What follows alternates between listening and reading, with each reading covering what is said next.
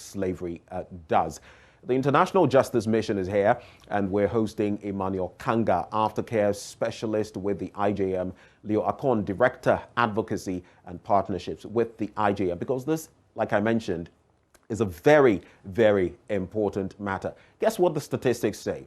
About 21% of children aged between 5 and 17 are engaged in some form of child slavery, and 14% of them in hazardous forms of child labor. That's why this morning we have this conversation, and I'd like to say a very good morning to Leo and, of course, Emmanuel. A very good morning to you. Good morning, Ben. Great. So how did we even end up here having this conversation? You've been doing a lot of work over the years. So, Salam, I'll start with you.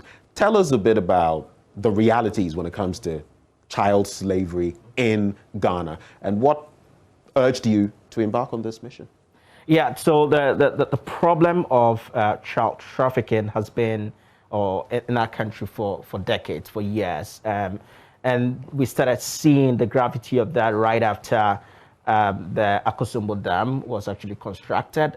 That whole area used to be a forest, and then it was converted into a dam to provide source of power supply to the Akosombo Dam. And since then, a lot of people migrated, especially fishermen migrated into that part of the country and then started fishing.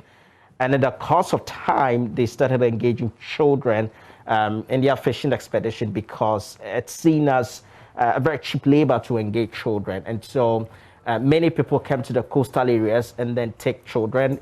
Many a time, they pay for these children and then take them to the lake and then engage them in the exploitative labor where these children are used for fishing on the water. Like some of these children as young as 4 years. And sometimes they buy these children for as low as 300 Ghana cedis, 400 Ghana cedis, and they take these children away from their parents and then exploit them on the water lake. So it's been in the system for years, but I mean, we are grateful for the work that the law enforcement agencies are doing to combat this, and we are here to support them to address this problem in this country. We are grateful for effort being done so far.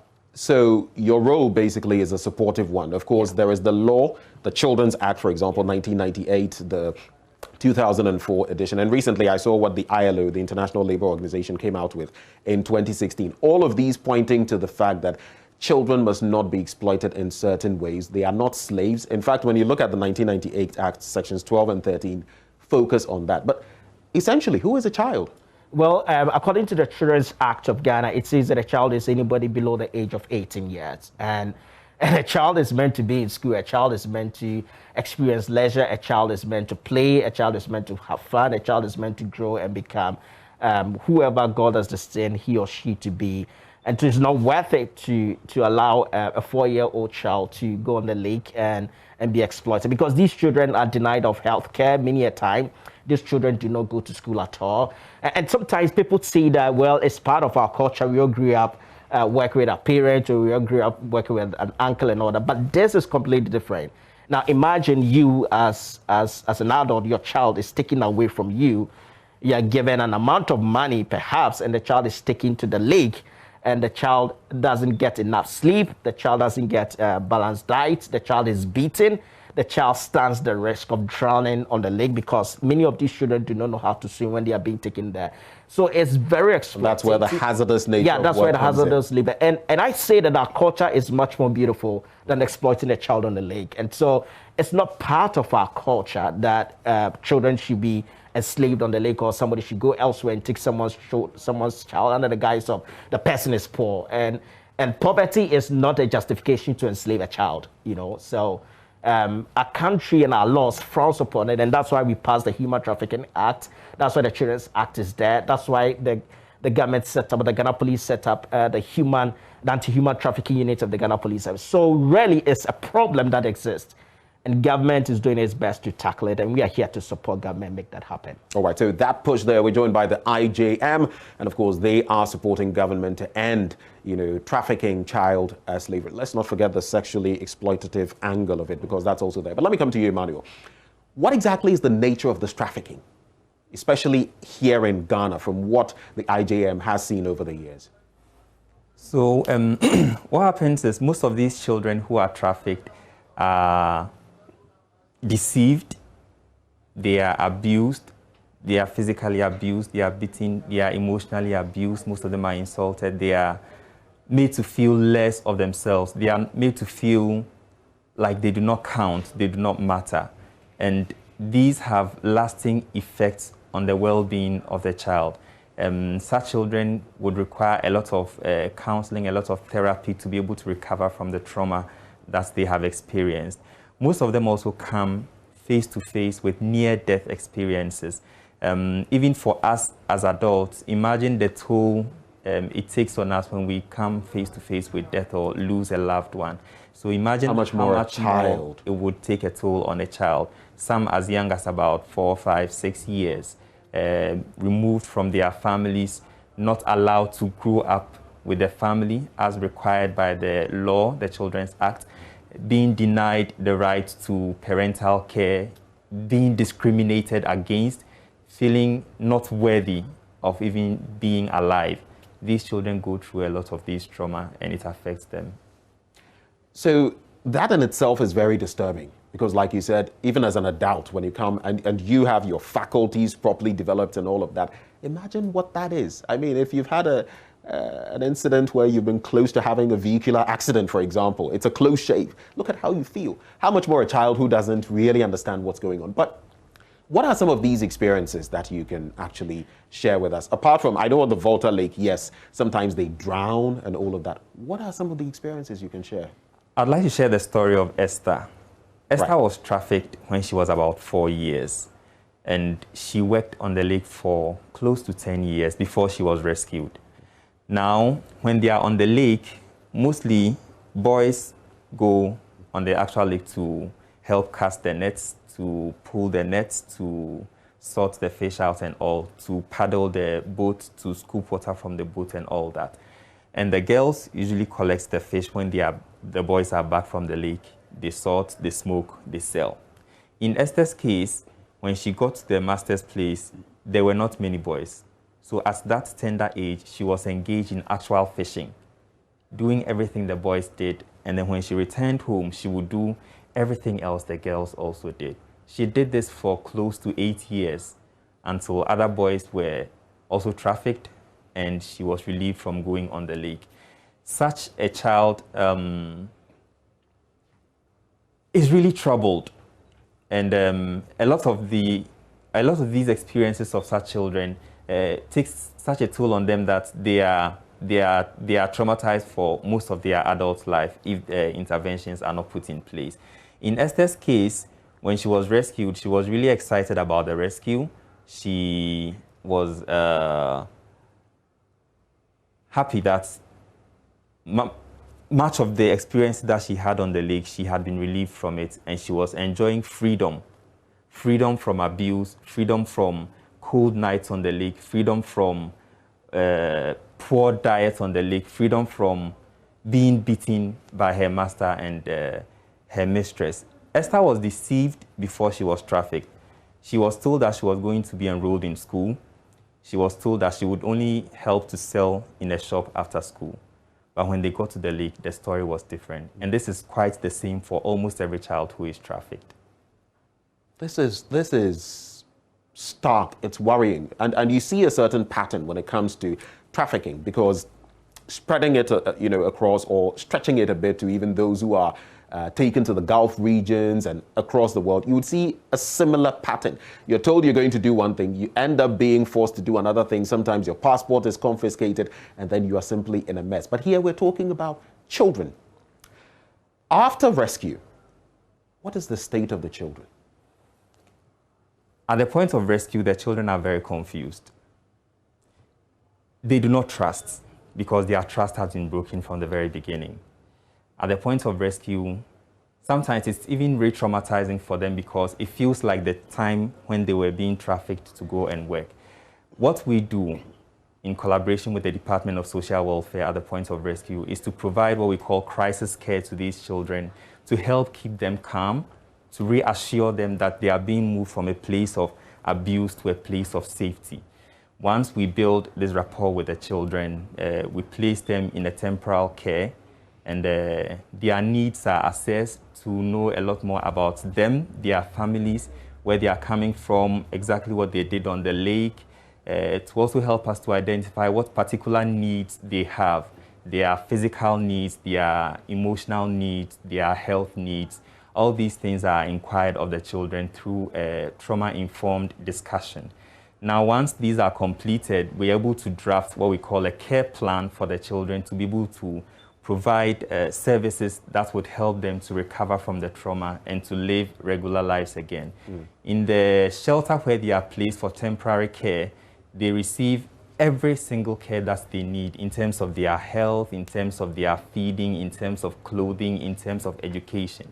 While they are in the shelter, we still partner with DSW to trace their families, to assess their homes, if their homes are safe for their return, to also work with the families to prepare them for the return of the child. We also work with the child to prepare them for return to their families. In situations where the family would require some support, be it psychosocial, be it educational, we provide all these services to these families before the children are returned. Because in any case, we do not want a situation where the children are at risk of being re-trafficked. So while we work on building the capacities of the children, we also work on building the capacities of these families to welcome the child, and the child ends up growing up within the family. Right. Let me come to you, Salom. Leo. Yes, Leo. How easy is it to reintegrate these children? Because I'm thinking, they've not been to school for a while, they've not engaged other children. I mean, some of them as little as 4 years, they've not engaged other children in playing and all of that. There's a bit of a seclusion. They are not what you would normally see in a child. How do you reintegrate them to ensure that educationally and otherwise they fit in again? Yeah. So before the kids are actually reintegrated, like Ima was explaining, they go through a very thorough recovery program at a care home, and the social workers, the social welfare, together with Ima and his team and renowned psychologists, work closely with these children and help them to recover psychologically as well.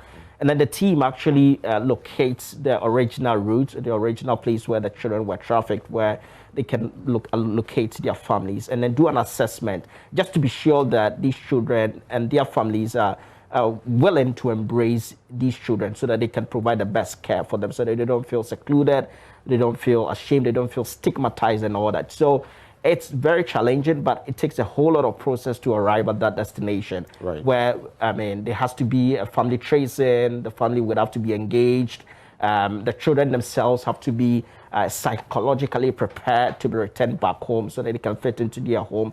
And not just even the families alone, but even sometimes the communities are also prepared to embrace and receive these children so that they can provide support. Is it always possible to do that? I'm assuming at some point you may hit a dead end with some of them.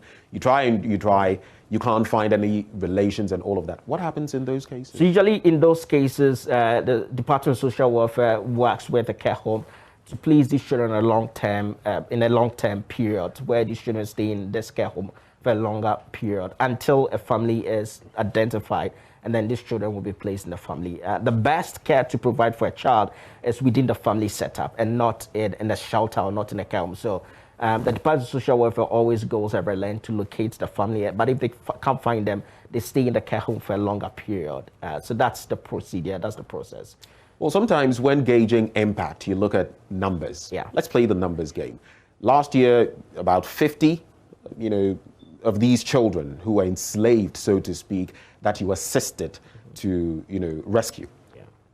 Since 2015, what do the numbers look like? What is the impact you've been making as the IGM? Yeah, I think since 2015, we've been able to support the Ghana Police Service and the government of Ghana to rescue close to 400 children. Since 2015, we are around 365 thereabout. But we've been able to support government to rescue these number of children since 2016. And let me add that these children are precious. They are not just precious to the state, but they are also very precious to God. And all of us must see something, say something, because it's not worth to go to a family and then buy a child worth 100 cedis.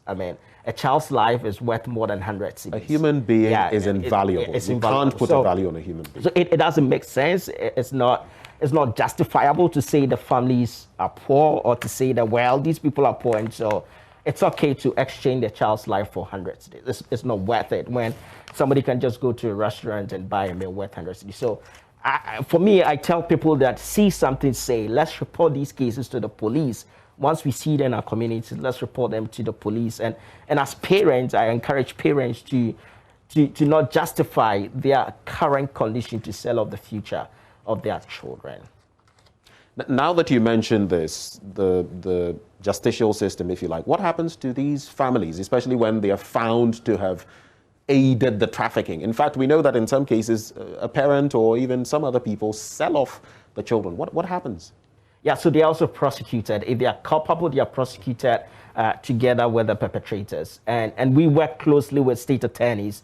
And just this year alone, at the beginning of this year, some culprits or some suspects were actually prosecuted. So the state attorneys or the Attorney General's department is working very closely with other law enforcement agencies to prosecute these perpetrators. And we believe that the deterrent effect is really important. And let me just share this brief story where in a community where children were taken from, these suspects were arrested and they were prosecuted, they were sentenced. And in that community, news went viral that these people had been prosecuted. And many people started taking their children back to school because they realized that, well, the laws of Ghana is being enforced. And so you can't take a child's life for granted. And so we believe that enforcing the law is also critical. And everyone must support in enforcing the laws. And that's one of the surest way of ending this canker. So let me just say that if you've been involved in this kind of activity, you may have got away for a long time, but the long arms of the law will someday find you. And when you're found out, you'll be prosecuted and you'll end up in a not so nice place. You don't want to do that. Let me come back to you, Emmanuel. Now, wrapping up on the testimonies, you know, the before and after story. Share some of these with us. You've spoken to us about Esther. I saw on our screens the bit about Gideon. I think, what are the testimonies some of these children have to share? The testimonies are very satisfying, especially for me as a social worker, where you see the children at the point of rescue and when they are ready for reintegration. There were some clients who were rescued. At the point of rescue, they were deceived to go and hide and a whole lot of other challenges. After they were placed in a shelter, they did not trust anyone. They were just difficult to manage. Within a space of about a month, when they had built trust and really realized that they were in a place of safety, these children became children again. They were very happy. They are able to go to school. They are able to pursue their education. They are able to pursue their passions. We have stories of clients who have gone through this situation without any education, but have now been able to complete JHS and are waiting to enter the senior high school. We have testimonies of children who were in the situation of trafficking, but are now enrolled in vocational training schools. We have testimonies of children who could not even speak a word in English, but within a space of about 3 months, they are able to communicate fluently in English, and they are children again, enjoying lives as children. The testimonies are just marvelous. Well, that's the beauty of it, and that's why we have the Justice Song, because every child deserves to enjoy their childhood. We're going to have a live performance now of the Justice Song, written by Selom Tamaklo and Kane Christie of blessed memory, all the way back from 2017. That is up next, and then we'll talk a bit about the video and some 90 people, did you say? From 33 countries. Yeah. That's amazing.